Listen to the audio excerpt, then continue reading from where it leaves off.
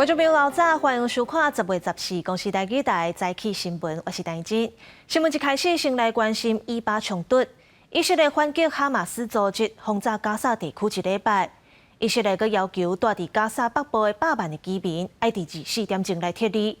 联合国认为安尼无差别的攻击上过危险，不过以色列即阵当咧放火头，因批评联合国根本就无愿意挺以色列。 相统一的交战，以色列海军精锐突击队对哈马斯发动突袭。以色列国防军发布影片指出，这场行动是第初期的攻击行动了不偌久，就成功打死将近60个哈马斯武装分子，共救出250个人质。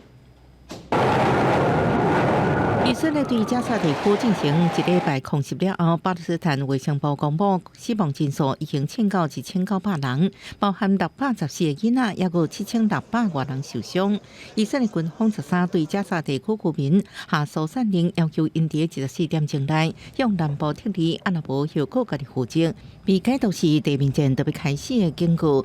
以军阁发声明表示，过去24点钟已经伫加沙走廊局部突袭行动，完成清除这地区恐怖分子甲武器的任务。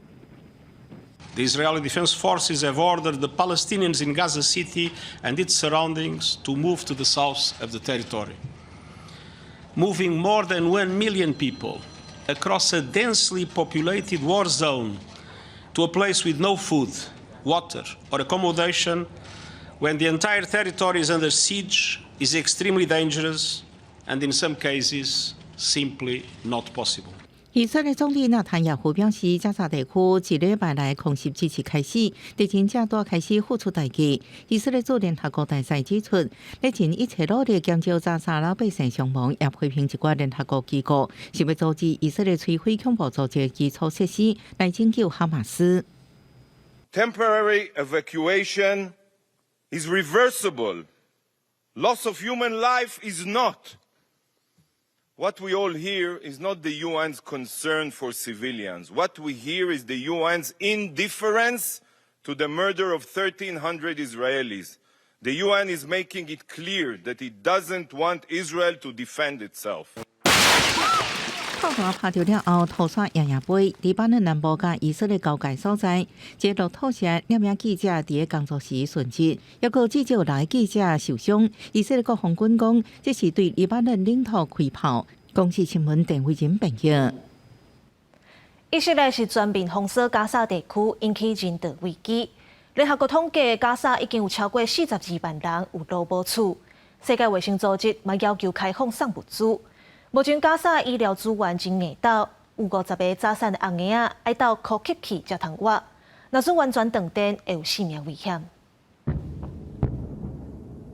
加沙走廊唯一发电厂停电，暗时暗暝暝，敢若当听到一寡爆炸声甲火光。加沙地区差不多有230万人，以色列对加沙一直空袭，已经造成1500多人死亡。联合国表示，到12为止，加沙已经有42万3000人有路无厝。WHO 秘书长谭德赛已经要求埃及，予加沙走廊唯一的通路一旦过，开辟人道走廊运送物资。I met President Al-Sisi of Egypt.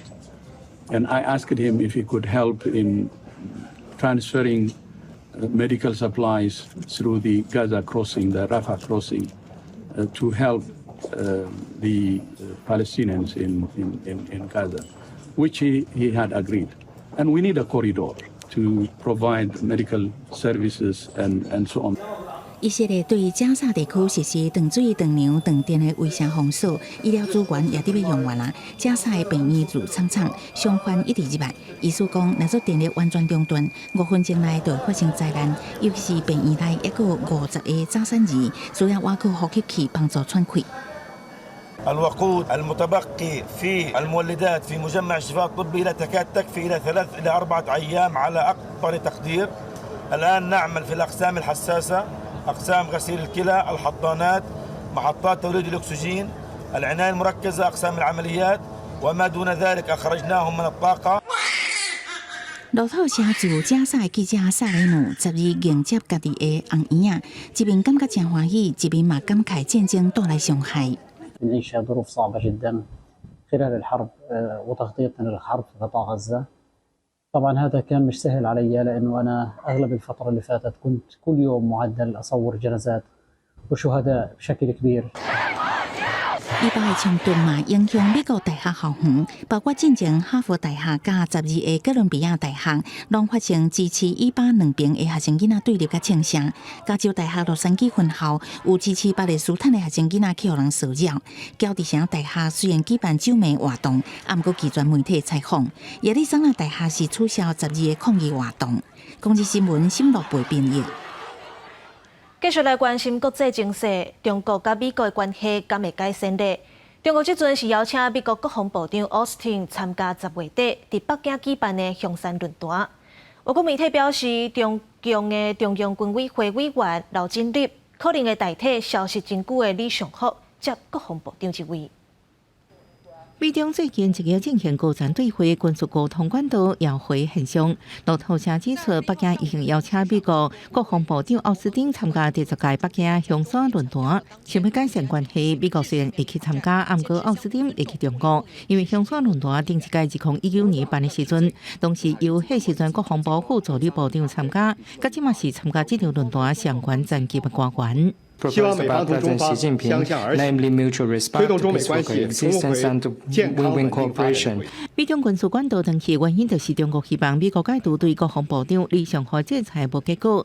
不过最近李尚福好像是涉嫌贪污，已经6礼拜外无公开出来。路透社指出，中共中央军委会委员刘振立有希望接任。消息人士指出，北京上可能在月底香山论坛举行之前宣布由刘振立做防长。59岁的刘振立参加过两山战役，有一定战功。2021年6月升任陆军司令员，也升中将，目前是中央军委联合参谋部参谋长。学者认为，这可能代表中国国防部长高端加战功派。他们可能需要有一个就是够位阶而且有实战经验的这个人出来掌握国防部。才压得住目前解放军里面的这种浮动的情绪。美中因为台湾等问题提关紧张情势，另外美国甲俄罗斯关系也与乌克兰一直恶化。这时阵，美国国会跨党派战略态势委员会发布报告，警告美国政府应该为当时甲中俄开战做好准备，佮建议美国扩张传统军力，强化联盟，同时伫亚洲甲欧洲部署战术协务。记者综合报道。今仔日报纸写啥物？带观众朋友来看早报重点。先看自由时报，苗栗有一个老爸含囡仔耍抱关关的时，手无抱好势，囡仔无细致摔落涂骹，头壳流血流地送病院。检方认定这个老爸涉嫌过失伤害等罪，不过人妖少年嘛真后悔，所以决定原起诉处分。来看联合报，客运车工会批评政府修正交通法规4个月昂顺，害司机常常去互检举。计程车唔敢乌白挡伫路边载人客，收入减少，民众嘛就无车通坐。业界认为讲，若无影响到交通安全，应该卖检举，嘛建议设专区载人客。来看《中国时报》，南北两党正式要谈合作，两边的幕僚今仔日要开会，说落来10月底侯友宜甲郭文德会正式会谈。不过郭文德昨暝佮话讲，伊若做正的，那赢推派副总统，才有可能选调。这款讲法敢会影响到合作，要真歹讲。今仔日南北双方幕僚要会谈，国民党侯友宜喊声在野爱团结，国民党的竞选办公室嘛希望有共识。另外，民进党的赖清德表示，选输选赢上大的关键是家己。安那鸿海创办人郭台铭，昨是去新北中和的缅甸街争取支持。副总统无限的祝福。一个含高调的艺文界领袖金美发，民进党总统参选人赖清德第5场国政记者会，提出文化政策32个承诺，每一年都宽联含继续提悬文化预算，含下领域的文化治理，而且举8项主张，达成文化永续世界台湾的目标。但我干嘛是关心伊对南北合的看法？对在野党的活动，我们是不便评论啦。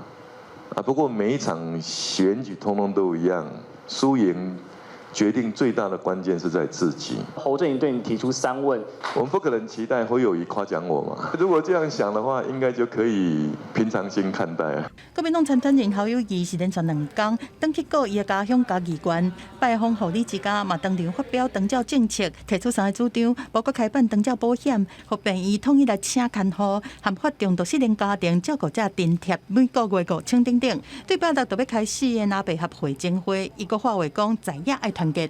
希望团结了在野的所有的力量，不管是哪一个党籍，甚至无党无派，大家都当团结起来做伙，下架贪腐无能的民进党。我们希望能够基于公共辩论、公开透明，还有公正民调这个3公的方向，那我们希望说真的能够谈出一些比较具体的内容来。国民党办公室强调讲，希望会中双方会当加平静，才有诚意来讨论出具体的内容。国际充电处的鸿海创办人郭台铭是第一面采讲家己去新北市中和的缅甸街，承诺讲若当选总统会拍拼推动缅华文化，保障缅华的工作权益。伊的拍呢罗贝下是去到领袖讲座来发表演讲。记者综合报道。来看台北嘉义有一个受刑人争取伫嘉义内底投票，去互选务机关拒绝，伊就提起行政诉讼。法院审理了后，裁准加处分，认定选务机关伫官司有结果进前，爱伫台北嘉义设投票所。这嘛真做国内头一件法院裁准受刑人伫嘉义内底投票案例。台北嘉义有一个姓林的受刑人坐家，刑期也有8年外，想要参与明年的总统大选，所以争取投票权利。不过，互桃园市选委会拒绝，伊提出行政诉讼，而且申请加处分。法院12裁准暂时处分，爱选务机关伫诉讼确定进前，台北嘉义爱设投票所。若选举后，即使本案胜诉确定，选举权受侵害之结果已无法回复，有害于宪法保障民主原则与人民基本权利等情形，有防止重大损害及避免急迫危险之必要。裁定的理由除了认定被告胜诉的机会无低，而且有选举权却无法度投票，也行动互人剥削权利。就算按照现行法规，受刑人会挂出条件，包括爱伫嘉义超过3个月，而且行踪会善良，就会使申请出嘉义来投票。但是法院认为，只要是国民党有选举权人的身份，虽然无符合挂出规定，也应该有投票权，不应该加限制。我们的选罢法并没有类似外国不在籍投票或者是所谓的缺席投票的制度。他进去投票的时候没有介护人员，他也不能够来携带这个械具，这样的情形在你的维安有没有问题？这是台湾司法头一个案例，法院允准受刑人伫嘉义投票的裁定案件。选务机关表示会提出控告，不过民间团体看法是无同。因为犯法的代志，伊都有规定讲吼，袂使吼去做候选人，袂使去做公职。啊，不过伊伫2005年刑法修正时，褫夺公权的一定把迄个袂用投票这件代志一定砍掉啊。我们当然就是希望受刑人就是除了自由被剥夺之外，其他的权利就不应该被阻止。我们当然都是希望这个见解可以让大家重新思考受刑人投票权。根据统计，全台的受刑人有55000人左右，有我1成的人把户口刷到嘉义，即阵就有机会伫嘉义投票。伫美国、韩国这寡国家也已经有受刑人通投票的措施。民间团体认为受刑人投票是人权，也对因未来回来社会有帮助。记者综合报道。镜头回来到国内，来看高雄有一个单亲妈妈，因为爱上班趁钱，惊6岁查某囝会黑白走，所以用铁链仔把囡仔链伫一间仔内底。法官一审是把这个老母判刑3个月。社会局嘛表示，袂使放6岁以下，或者是需要特别看护囡仔一个人留伫厝内。若准有需求，会当找算点钟的灵母。 6岁查某囡仔互铁链仔绑掉咧，去年10月中，老母要出去工作，惊伊乱走，会出现特殊的行为，甲囡仔绑伫个浴缸仔内底。经过大楼管理员协助，警方缉捕了后，甲人救出，也甲老母移送法办。法官认为老母的行为可能造成这查某囡仔身心灵受到伤害。以成年人超工对儿童犯剥夺他人行动自由罪，判刑3个月，赔额1颗罚金。纵使是为了要管教 被害人的不当行为，也应该用理性的方式，不能够仅因没有时间看顾被害人而外出工作，就用铁链将其困在浴室之内。一审法官认为，老母心灵反省也无正确，考虑家庭这因素，判刑3个月。社会局伫司法了后，甲囡仔安置，裁处老母接受强制亲子的教育，即阵议员伫即评。对着有临时托育需求的家长，各用7月15个据点提供加算时间的托育，拢是专业合格托育的人员，若有需求应申请。社会局提供计时的托育服务，有日间、夜间，还有24小时跨夜的不同形态的定点的计时的托育服务。鼓励家长很累的时候不要太紧，然后来运用我们的托育服务，因为一方面也是提供给临托的托育人员一个工作机会。亲像前定区一个爱群定点托育中心，每一个时段至少会接收4个6个月到6岁以下囡仔。成绩业务的恢复这个工会也建议家长多多利用，因为若只有登记照护需要喘息一个，饲囡仔过程上款需要有2到3天。记者综合报道。彰化市江水路一条巷仔内底有雅士业者要设雅士的架空场，引起当地反对。彰化县政府甲业者官司拍4档。落尾最高行政法院是判业者赢。安尼业者最近要复工，不过居民是真不满。趁昨消防局伫现场举办防灾演练，因就甲县长王惠美围起来表达抗议。伊含本人也无来，是无来安怎？对无？啊，你这袂输嘛？我社会上甲你当地无？演练，阮会先演练。彰化市江水路200块7项有家厝业者要来设一化石油气的收矿场，农夫30办救灾演练，但是当地民众一开始就包围彰化县长王惠美，质疑官方替业者在刮保证。那救灾人员在接近喷火钢瓶时，会持续用水雾降温。演习无机加速更悬漏泄气泵引起火灾，消防人员随救灾甲火拍花。县府讲，这个建案2017年的时阵发建造，而且通过消防导刷的审查，但是因为使用含关核准项目不符合，下定天工保证定书，建议告诉业者不服提起行政诉讼。2022年最高行政法院是判决县府败诉，业者会当继续去实施。王惠美表示无奈讲立场含乡镇同款，但民众认为演练只是形式尔。是迄做样子啦吼，因为你若正经发生代志来，就是拢伊迄落啊，无当咱签注册传迄1-2点钟，1-2点钟烧完去啊。伊直都对所有四周围啊都踩伫中央啦，啊所以厝边大家拢就是会惊啊。附近民众的安全的这一部分呢，也非常的重视，所以我们今天除了办理灾害抢救的一个演练以外，那我们另外呼吁我们业者能够另寻更适当的一个地点来设置。县府强调，目前会监督这个液化石油气的收矿场，干内当抗加速更悬，未当灌加速，嘛好业者另外找其他所在抗，化解地方的疑虑。民众是要求业者迁场，无因无摆都会继续抗争。记者综合报道。阳明交通大学的电机系甲民间的机器人公司合作，研发一款结合 VR 甲 AR 的 MR 技术，就算袂晓电脑的定数，嘛会当透过手势来控制机器人的手骨。头顶挂着 AR 目镜，学生的手伫空中比来比去，当咧设定要互机器人手骨刷叮当的路径。完成后，会当看到机器人就依照路径，甲杆仔放去设计好的位置。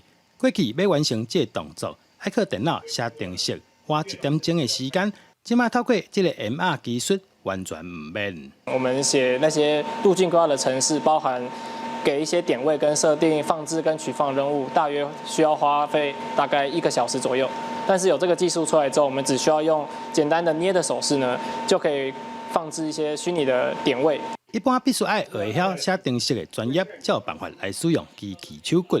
即马唔免，唔捌学过电脑程式的人，在短时间内袂使来用，而且有真悬的正确度。各通应用在工课场做劳工的助手。我可以推广到在比如说服务业啦，餐饮业啦，或者是当然制造业里面有很多情况之下，人机协作的需求也是让这个组装啦，或是这些比较需要人本来需要劳力的，现在用机械臂来操作啦，比较出众的让它来操作啦，这样协作的环境里面，这个协作型机械臂其实是一个很好的具有未来的应用的一个可能。电机系教授讲，利用 VR 结合 AI、MR 技术，大大增加人甲机械手骨互动的优先性。相信未来若应用在工课场，会当提高自动化行业的生产效率。记者杜君和新竹报道。沿海养殖的工课全拢未结，嘉义县即阵当咧办大记季，就开工作坊，功夫到厝，互民众了解在地产业兼学大记。所以神经线伫遮。如果你这时阵你甲手摸，怎么吃？伊安尼跳你就扣插掉啊。哦，差点嘛无要紧，甲会挤出来。饲虾仔渔民分享拣虾仔的时阵爱注意的美感，佮带大家来体验饲虾仔的工课。家己馆举办的台语季，透过工作坊的活动，互大家用台语来认捌无共的产业。会使互阮熟悉饲虾仔，会使教阮安怎拣虾仔，啊，佮有掠虾仔，会使互我看到虾仔的生理结构。拣的时阵爱摕伊的虾壳的虾壳后壁伊的迄个虾壳较袂受伤，啊，展开爱有弹性，安尼较好。人讲我山食山，我海食海，每一道拢有每一道的功夫美感甲艰难。家己馆举办的台语季，就用功夫到厝做主题，举办工作坊，甲家己馆沿海生态养殖的业者合作，甲民众台语讲甲海产食品安全的观念。啊，像即马即个活动有无？像阮小儿子都问我做者，哦，伊咧讲啥物？啊，我会甲讲伊咧讲啥物，其实真正袂歹。啊，准备的课程主要是介绍讲互咱在地养殖业，哦，关于这生态养殖的部分啦，甲传统的养殖有啥物无共款？业者讲，养殖产业当中有真侪无共的经营方式，透过即届台语课程，顺续甲民众互相交流，唔但分享养殖业的台语思维，嘛互民众会当更较认捌这个产业。记者林慧婷，家己报道。天气报你知，今仔日台湾各地头甲平湖、金门拢是侪份够好天，干那东半部基隆北海岸甲马祖会落沙沙雨，过到了后，南部甲有中部的山区会落雷公雨。最后来关心今仔日各地台温度。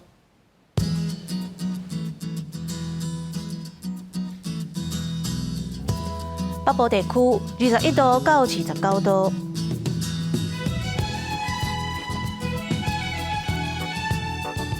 中部地区21度到31度，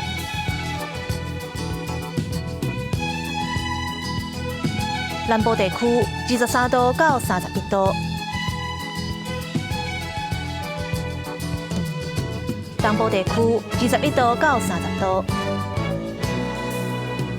外岛地区22度到29度。感谢你收看今仔日的早起新闻，我是陈怡珍，明仔载同一个时间，咱再会。